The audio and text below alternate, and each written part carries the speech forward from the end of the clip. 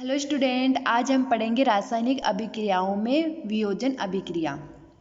जैसा कि हमने पिछली वीडियो में संयोजन अभिक्रिया पढ़ ली थी, तो आज हम स्टार्ट करेंगे वियोजन अभिक्रिया। मैं एक बार जो पिछले वीडियो में जो पढ़ाया था मैं उसको रिवीजन करा देती हूँ। तो देखो बच्चों, हमने क्या पढ़ा था? संयोजन अभिक्रिया। तो संयोजन अभिक्रिया किसे कहते थे? ऐसी अभिक्रिया जिसमें दो या दो से अधिक अभिकारक मिलकर के एकल उत्पाद का निर्माण करते थे। मीन्स एक ही उत्पाद का निर्माण होता था और उत्पाद निर्माण के साथ साथ वहाँ पे क्या होती थी? एनर्जी बाहर निकलती थी। जैसे कि हमने पढ़ा था कि चूना है, जिसे हम क्या बोलते हैं? बिना बुझा हुआ चूना, CaO। तो उसमें हम जल डालते हैं और जल डालते ही जो उसका विलयन बनता है क्या? CaOH का होल ट्वाइस। तो कैसा होता था? गर्म हो जाता था। क्यों? क्योंकि उसमें क्या होता था? एनर्जी बाहर निकलती थी, इसीलिए।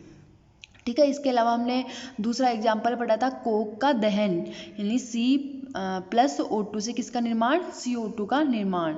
इसके अलावा जल का निर्माण, जल का निर्माण भी एक प्रकार की कौन सी अभिक्रिया है? संयोजन अभिक्रिया। संयोजन का मतलब ही क्या होता है?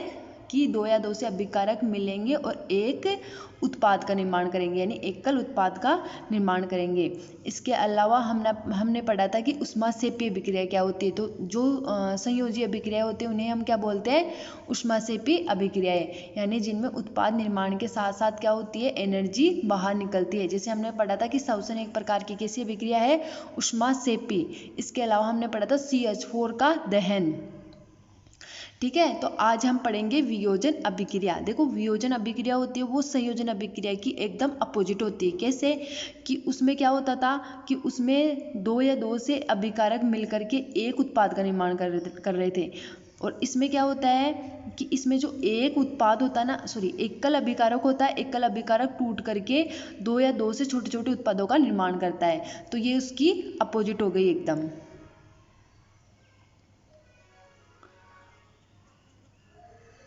ठीक है। तो देखो, हम पढ़ रहे हैं वियोजन अभिक्रिया। तो ऐसी अभिक्रिया जिनमें एकल अभिकर्मक टूट करके, एकल का मीन्स क्या है? यहाँ पे एक ही अभिकारक होगा। तो एकल अभिकर्मक टूट करके दो या दो से अधिक छोटे छोटे उत्पाद का निर्माण करता है। दो या दो से अधिक छोटे छोटे उत्पाद का निर्माण करता है, तो उसे हम क्या बोलेंगे? वियोजन अभिक्रिया। वियोजन मतलब क्या हो रहा है कि एक ही अभिकारक है और उसका क्या हो रहा है? वियोजन हो रहा है। अब हमारे को देखो, हम किसी भी पदार्थ को तोड़ेंगे, तोड़ने के लिए हमारे पास उसके लिए क्या चाहिए? एनर्जी चाहिए। मतलब कोई भी पदार्थ है तो उसको जैसे हम ताप देंगे, हीट देंगे, तभी वो क्या होगा? छोटे छोटे टुकड़ों में टूटेगा। तो यहाँ पे क्या होता है? यहाँ पे हमारे को एनर्जी देनी पड़ती है। जबकि संयोजन अभिक्रिया में क्या होता था कि वहाँ पे जैसे ही एकल उत्पाद का निर्माण होता था, जैसे एकल उत्पाद का निर्माण होता था तो क्या होता था? एनर्जी बाहर निकलती थी। जबकि यहाँ पे एनर्जी देनी पड़ती है। तो एकदम अपोजिट हो गई है। अब देखो, हमारे NCERT में दे रखा है। देखो पहले, ये AB एकल उत्पाद है, एकल अभिकर्मक है। ये क्या है? एकल अभिकर्मक यानी अभिकारक है।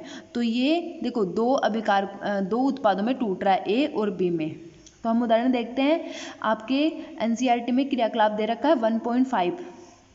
उसमें दे रखा है कि फेरस सल्फेट और उसके साथ लगे होते हैं 7 जल के अणु। इसे हम क्या बोलते हैं? फेरस सल्फेट का क्रिस्टल। देखो, क्रिस्टल का मतलब ये होता है कि उसके साथ जल के अणु उपस्थित होते हैं। तो जब किसी यौगिक के साथ जल के अणु उपस्थित हो तो उसको हम क्या बोलते हैं? क्रिस्टल। ठीक है। तो ये क्या है? फेरस सल्फेट का क्रिस्टल। और आप लोगों को ये भी पूछ सकते हैं कि फेरस सल्फेट के साथ कितने जल के अणु जुड़े हुए होते हैं। छोटे छोटे क्वेश्चन आते हैं ना आपके ऑब्जेक्टिव बोर्ड में। ठीक है। तो कितने जल के अणु होते हैं? 7 जल के अणु होते हैं। और इसे ये कैसा कलर का होता है? हरे रंग का होता है। इसे हम बोलते हैं बच्चों, सामान्य भाषा में ये होता है तेजाब। हरे कलर का तेजाब होता है ये। ठीक है। तो इसको जब हम हल्का सा गर्म कर लेते हैं तो यहाँ पे ये जल के अणु होते हैं वो बाहर चले जाते हैं और बचता क्या है? Ferrous sulphate. तो इसको हम क्या बोलते हैं? क्रिस्टलीकरण। क्रिस्टलीकरण का मीन्स क्या होता है? इस रिएक्शन को हम क्या बोलेंगे? इसको हम क्या बोलेंगे? जल के अणु बाहर निकल रहे उसको बोलेंगे हम क्रिस्टलीकरण। क्रिस्टलीकरण का मतलब क्या है कि इसके साथ जो जल के क्रिस्टल थे वो क्या हो गए? बाहर चले गए। तो उसको हम क्या बोलते हैं? क्रिस्टलीकरण। क्रिस्टलीकरण करने के पश्चात हम इसको बर्नर के अंदर डालते हैं। किसको? FeSO4 को। होता तो ये ग्रीन ही है, लेकिन इससे जल के अणु हट जाते हैं। ठीक है, तो इसको हम किस में डालेंगे, इसको हम एक परख नली में लेंगे, जिसे आप लोगों के बता रखा है, एनसीईआरटी में बता रखा है कि एक बर्नर है। ठीक है, इसको बर्नर पे गर्म करते हैं। तो एक परख नली ली, इस परख नली में हमने लगभग 2 ग्राम क्या लिया, FeSO4 लिया, और इस बर्नर पे हम इसको क्या करेंगे, गर्म करते हैं। तो जब इसको गर्म करते हैं तो देखो क्या होता है, इसको जब हम जैसे ही इसमें उष्मा देंगे, गर्म करने का मीन्स क्या है, हम इसको उष्मा प्रदान कर रहे हैं। उष्मा प्रदान करेंगे तो ये छोटे छोटे टुकड़ों में टूट जाता है। कितने टुकड़ों में टूटता है, देखो 3 टुकड़ों में टूटता है। तो यही तो हमारी डेफिनेशन है। देखो ऐसी विक्रिया जिसमें एकल अभिकर्मक यानी ये एकल अभिकारक है, टूटकर 2 या 2 से अधिक छोटे छोटे उत्पाद का निर्माण करता है। तो यहाँ पे 2 या 2 से अधिक उत्पाद है ना, तो इसी को हम क्या बोलते हैं, वियोजन। तो इसका मतलब क्या हो रहा है, यहाँ पे FeSO4 का वियोजन हो रहा है, वियोजन, या फिर हम इसको बोल सकते हैं अपघटन अभिक्रिया। और क्या नाम दे सकते हैं इसका, अपघटन अभिक्रिया, अपघटन अभिक्रिया। ठीक है,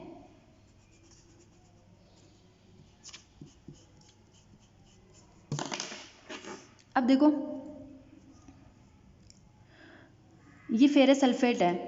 फेरस सल्फेट किस में चेंज हो रहा है, Fe2O3 और SO2 और SO3 गैस है।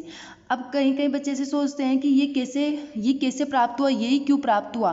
तो ये इसलिए हमने प्रयोग किया, हमने इस FeSO4 को क्या हुआ, इस परख नली के अंदर रखा और इसको गर्म किया, तो इसमें 2 गैसें हमारे को प्राप्त होती है और Fe2O3 बनता है। तो ये कैसे प्राप्त हुई, ये हमारे को प्रयोग से प्राप्त हुई है। हमने प्रयोग करके देखा तो ये हमारे पास ये 3 उत्पाद इससे प्राप्त होते हैं।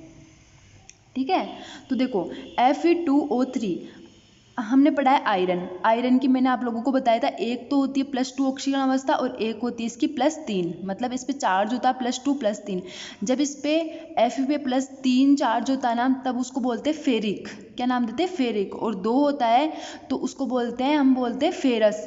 तो यहाँ पे देखो ये Fe इस पे कितना चार्ज होता है, +2, और यहाँ पे ये Fe इस पे कितना चार्ज होता है, +3, इसलिए इसको हम क्या बोलते हैं, फेरस सल्फेट। और इसको हम क्या बोलेंगे, फेरिक ऑक्साइड। ऑक्सीजन है ना, तो फेरिक ऑक्साइड ऐसे।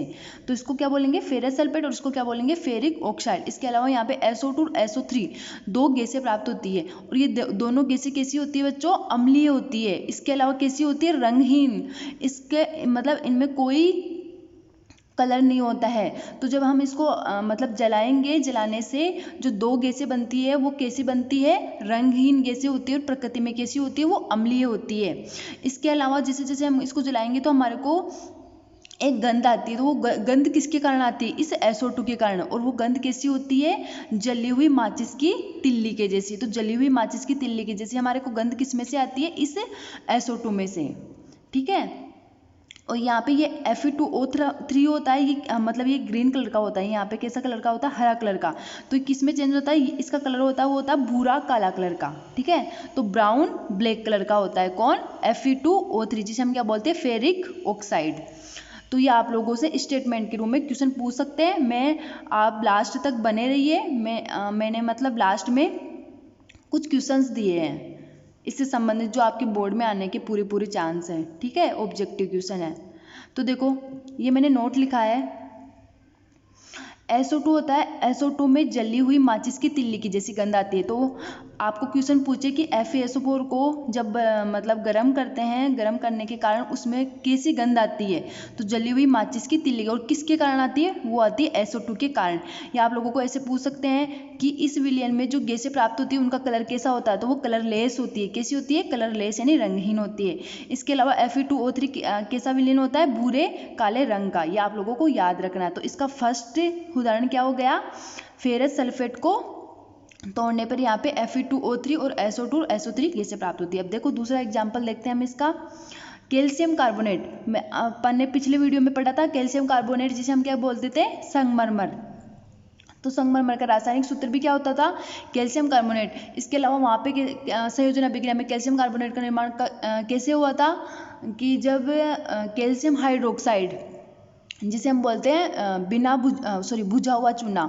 तो जब भुजा हुआ चूना है, मतलब उसके दीवारों पे हम पेंट कर देते हैं, तो उसके 2-3 दिन बाद में वो CO2 से क्रिया करके किसका निर्माण करता था, कैल्शियम कार्बोनेट का। लेकिन आप लोगों को ऐसे भी पूछ सकते हैं एक नंबर के क्वेश्चन में कि कैल्शियम कार्बोनेट के अपघटन की अभिक्रिया लिखिए। तो कैल्शियम कार्बोनेट का जब अपघटन करते हैं तो ये चूने में टूट जाता है, जिसे हम क्या बोलते हैं, बिना बुझा हुआ चूना। और इसके साथ कौन सी गैस बाहर निकलती है, CO2। तो ये कैल्शियम कार्बोनेट का अपघटन है। तो ये किसका उदाहरण है, वियोजन अभिक्रिया का। तो आप लोगों को बोर्ड में पूछ ले कि वियोजन अभिक्रिया किसे कहते हैं, उदाहरण सहित समझाइए। तो आप इसकी डेफिनेशन लिख दोगे और एक एग्जाम्पल, एक उदाहरण लिख दोगे। लेकिन उदाहरण आपको सारे क्यों याद रखने हैं, क्योंकि आपको अगर एग्जाम में पूछ ले, कुछ भी पूछ सकते हैं बोर्ड में। साइंस का पेपर थोड़ा टफ ही आता है। तो आप लोगों को NCERT की एक एक लाइन याद होनी चाहिए, ठीक है। तो कैल्शियम कार्बोनेट का अपघटन की रासायनिक अभिक्रिया लिखो, तो आपको ये याद रखनी है।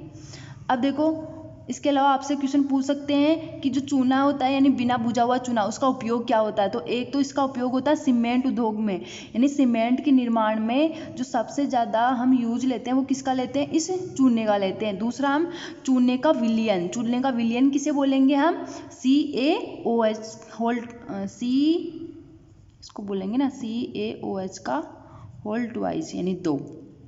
कैल्शियम हाइड्रोक्साइड, तो चूने के विलयन का उपयोग बताओ किस में करते हैं, दीवारों की सफेदी करने में। तो ये हमारे चूने का उपयोग हो गया। तो आपको ऐसे पूछ सकते हैं कि चूने का एक उपयोग लिखिए, तो ये आप लोगों को याद रखना है। अब देखते हैं हम तीसरा उदाहरण। तो देखो, क्रियाकलाप 1.6 में दे रखा है आप लोगों के लेड नाइट्रेट। लेड का सूत्र क्या होता है बताओ, Pb। और Pb पे आवेश कितना होता है, Pb पे आवेश कितना होता है, +2। नाइट्रेट का सूत्र क्या होता है बताओ, NO3। इस पे आवेश कितना होता है, -1।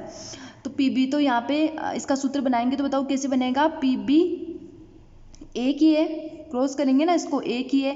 और इस पे आवेश 2 है, तो यहाँ पे कितने लिखेंगे, 2। तो ये किसका सूत्र हो गया, लेड नाइट्रेट का, ठीक है। तो देखो, लेड नाइट्रेट का अपघटन भी एक कौन सी अभिक्रिया है, वियोजन अभिक्रिया।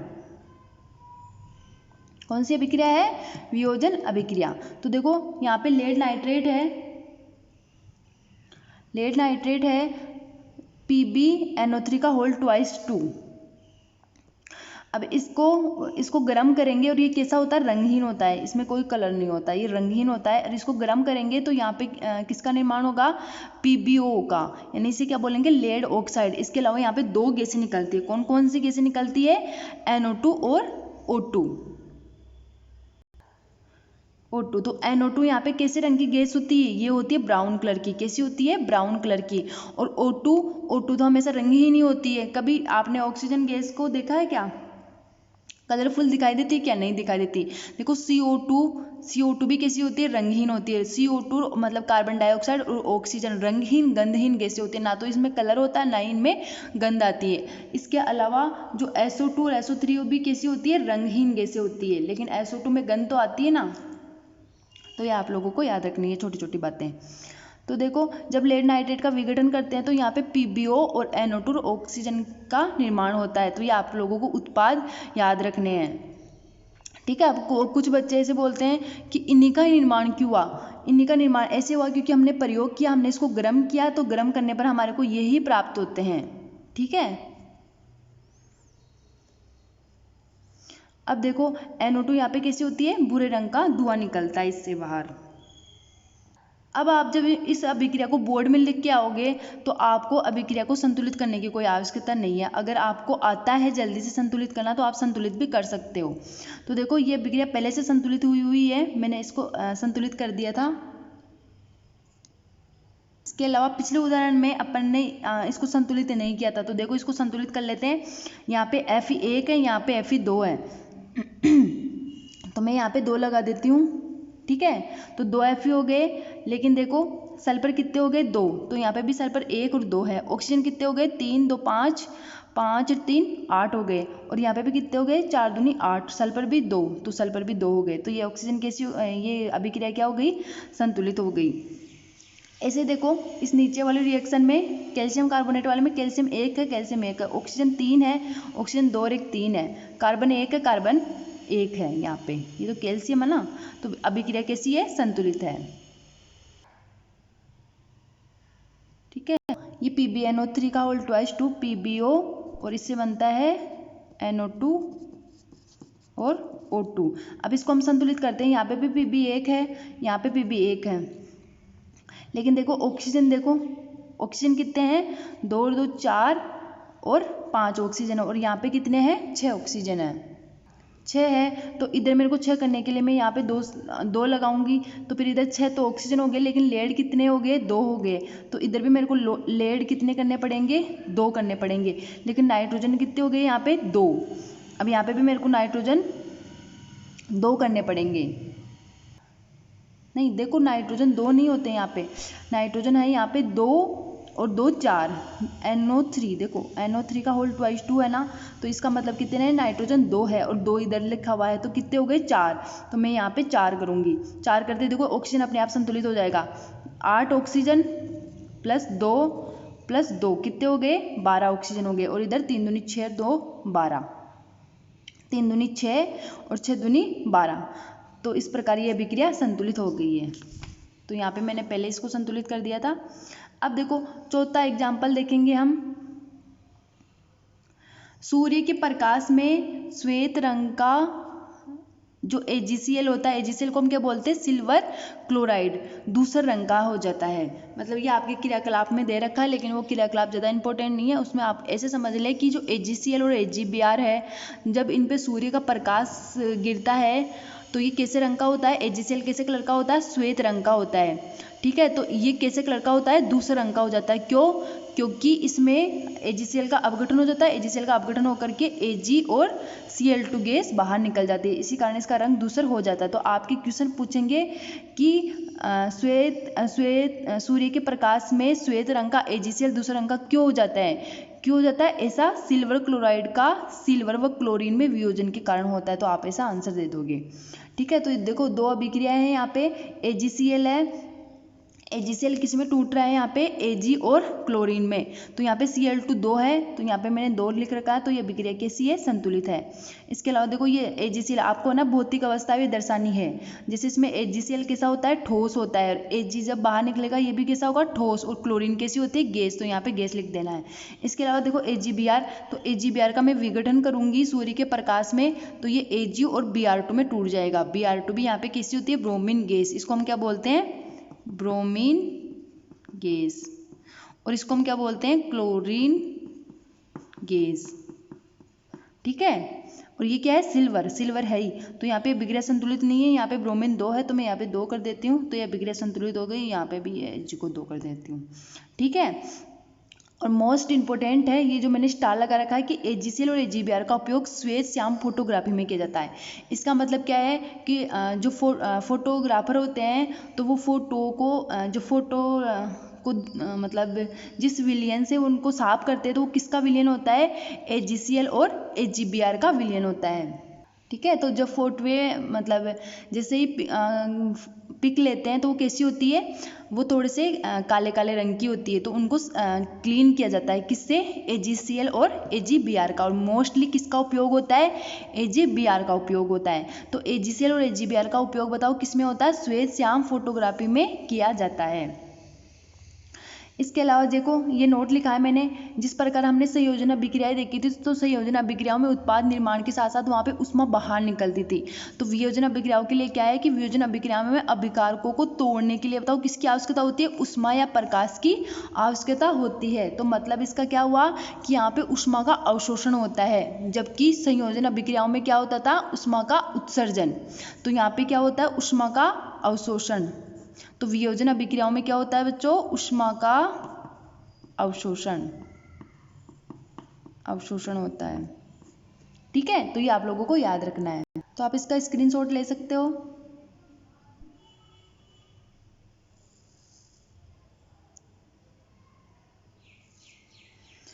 इस क्वेश्चन के चांस बहुत है बोर्ड में आने का कि मतलब श्वेत श्याम फोटोग्राफी में किसका उपयोग किया जाता है, तो AgCl और AgBr का, दोनों का किया जाता है, लेकिन मोस्टली ज़्यादातर किसका करते हैं, AgBr की विलयन का करते हैं, ठीक है। और ये आप लोगों को याद रखना है कि वियोजन अभिक्रियाओं में क्या होता है, ऊष्मा का अवशोषण होता है, जबकि संयोजन अभिक्रियाओं में क्या होता था, ऊष्मा का उत्सर्जन।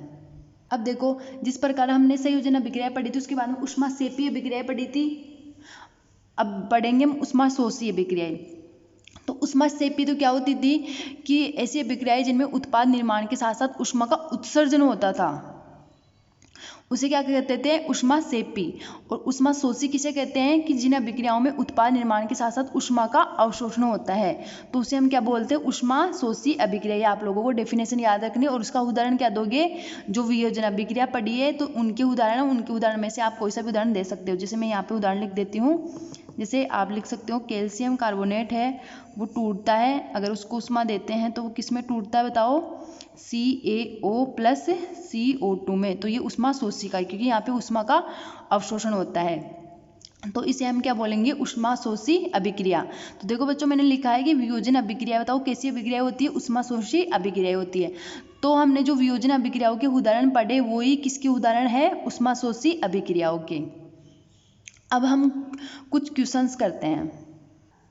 अब देखो पहला क्वेश्चन है, गर्म करने पर फेरस सल्फेट की अपघटन अभिक्रिया से बनने वाले उत्पाद क्या है। क्या पूछ रहा है क्वेश्चन में, गर्म करने पर फेरस सल्फेट, जो फेरस सल्फेट का विलयन होता है, फेरस सल्फेट का सूत्र क्या होता है, पहले आपको जैसे फेरस सल्फेट दिखे तो आप पहले सूत्र लिखोगे, तो FeSO4 ये फेरस सल्फेट का सूत्र होता है। तो इसको गर्म करते हैं, तो गर्म करने पर क्या क्या उत्पाद प्राप्त होते हैं, तो अभी हमने पढ़ा है। तो देखो ऑप्शन में क्या है, पहला ऑप्शन है SO2 SO3 FeO, तो ये गलत हो गया, ये नहीं है। दोनों दो गैसें तो प्राप्त होती थी ना हमारे को, ये सेकंड वाला भी गलत है। तीसरा वाला देखो SO2 SO3 Fe2O3, और फोर्थ ऑप्शन है SO2 SO3 और Fe3O4, ये दोनों मिलते हैं, लेकिन इन दोनों में से बताओ कौन सा मिलता है, फेरिक ऑक्साइड, ये वाला मिलता है Fe2O3। तो इस प्रकार के क्वेश्चन आप लोगों को बोर्ड में पूछे जाएंगे। ऑब्जेक्टिव क्वेश्चन आते हैं लगभग आपके 10 नंबर के, ठीक है। तो इसका आंसर हो गया थर्ड, ठीक है। अब देखो दूसरा क्वेश्चन देखो, फेरस सल्फेट गर्म करने के दौरान निम्न अवलोकन प्राप्त होता है। मतलब हम फेरस सल्फेट को जब गर्म करते हैं तो उससे निम्न अवलोकन प्राप्त होते हैं। तो देखो कौन कौन से अवलोकन प्राप्त हो रहे हैं, देखो हरा रंग भूरे काले रंग में बदल जाता है पहला, दूसरा है भूरी पीली गैस बनती है, तीसरा है हरा रंग नीले रंग में बदल जाता है, और चौथा है जलते हुए सल्फर की गंध आती है। अब देखो नीचे दे रखा कि निम्न में से कौन से कथन सही है। इसका मतलब ये है कि आप लोगों को ये 4 ऑप्शन दिए हैं।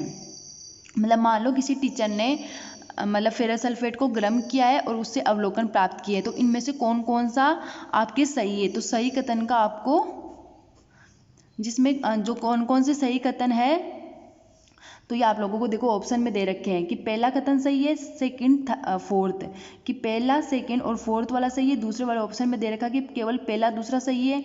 तीसरे ऑप्शन में दे रखा कि केवल पहला और चौथा सही है, और इसमें डी में दे रखा है कि सभी सही है। अब इस क्वेश्चन का आंसर मैं आप लोगों को आज नहीं बताऊंगी, इस क्वेश्चन का आंसर मैं बताऊंगी आप लोगों को अगले वीडियो में। मैंने पढ़ा दिया है, तो आप सोच समझ करके इसका आंसर आप लोगों को करना है। अगर आपको क्वेश्चन समझ में नहीं आता तो मैं फिर से समझा देती हूँ कि देखो फेरस सल्फेट है, उसका विलयन को हम गर्म कर रहे हैं, तो गर्म करने के दौरान ये अवलोकन प्राप्त हो रहे हैं, 4 अवलोकन। तो आपको क्वेश्चन में पूछा है कि कौन से कथन सही है, तो जो कथन आपको सही लगते हैं तो उसका आंसर दीजिए आप, ठीक है। सही आंसर मैं अगले वीडियो में आप लोगों को बता दूंगी। अब देखो तीसरा क्वेश्चन, देखो इस टाइप के क्वेश्चन पूछते हैं आपको, एक तो ऊपर वाले के जैसे, और एक तीसरा क्वेश्चन देखो, किसी पदार्थ अक्ष के विलयन का उपयोग सफेदी करने में किया जाता है। अब बताओ सफेदी करने में किसका उपयोग किया जाता है। अब देखो इसका पहला क्या है, पहला क्वेश्चन का आंसर लिखना है हमारे को कि पदार्थ अक्ष का नाम लिखो और सूत्र लिखो कि कौन सा पदार्थ है जिसके विलयन का, उसके खुद का उपयोग नहीं किया जाता, उसके विलयन का उपयोग किसमें किया जाता है, सफेदी करने में किया जाता है। तो उसका हमारे को पदार्थ का नाम लिखना है और बाद में उसका सूत्र लिखना है। दूसरा देखो, पदार्थ अक्ष जो भी पदार्थ आ रहा है उसकी जल के साथ अभिक्रिया लिखिए, ऐसा क्वेश्चन आपको आएगा। अब देखो बताओ इसका आंसर क्या होगा।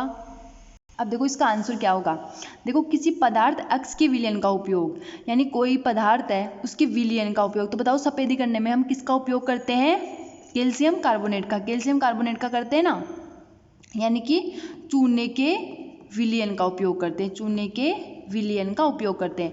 तो ये पूछा किस पदार्थ के विलयन का, तो चूने के विलयन का उपयोग करते हैं ना हम। तो यहाँ पे क्या जाएगा, अब ये बोल रहा है कि पदार्थ अक्ष क्या है, तो बताओ क्या है, उसका नाम क्या है। तो उसका नाम लिखेंगे हम, इसमें पहले में आंसर लिखेंगे हम, उसका नाम क्या लिखेंगे, उसको बोलते हैं चूना या बिना बुझा हुआ चूना। ठीक है, ये हमने उसका नाम लिख दिया। अब दूसरा पूछा है कि सूत्र लिखिए, तो बताओ चूने का या बिना बुझे हुए चूने का सूत्र क्या होता है? तो सूत्र होता है CaO। तो ये पहला आंसर आ गया। अब दूसरा बोल रहा है कि जो पदार्थ X है उसकी जल के साथ अभिक्रिया लिखिए। तो हम इस चूने की अभिक्रिया बताओ, बिना बुझे हुए चूने की अभिक्रिया किससे करेंगे? जल से करेंगे। तो हमारे को पता है कि जब हम इसको जल में भिगोते हैं तो यहाँ पे कैल्शियम डाइहाइड्रोक्साइड और बताओ क्या होता है? उष्मा बाहर निकलती है, जो एक प्रकार की बताओ कौन सी अभिक्रिया है? संयोजन अभिक्रिया है। कौन सी अभिक्रिया है? संयोजन अभिक्रिया है। आप लोगों को ऐसे आंसर देना है। ठीक है, तो आप लोगों को जो सेकंड नंबर का क्वेश्चन है इसका आंसर आप कमेंट बॉक्स में कीजिए। ठीक है, और अगला जब मैं वीडियो बनाऊंगी तब मैं इसमें आप लोगों को राइट आंसर बता दूंगी। तो आप सोच समझ करके इसका आंसर दीजिए। ठीक है, नोट्स में आपको जैसे मैंने अभी पढ़ाया था उसमें आप लोगों को, अगर आप लोग मेरे वीडियो को ध्यान से सुनोगे तब तो आप लोग इस क्वेश्चन को कर पाओगे। ठीक है, तो आज के लिए इतना ही है। धन्यवाद।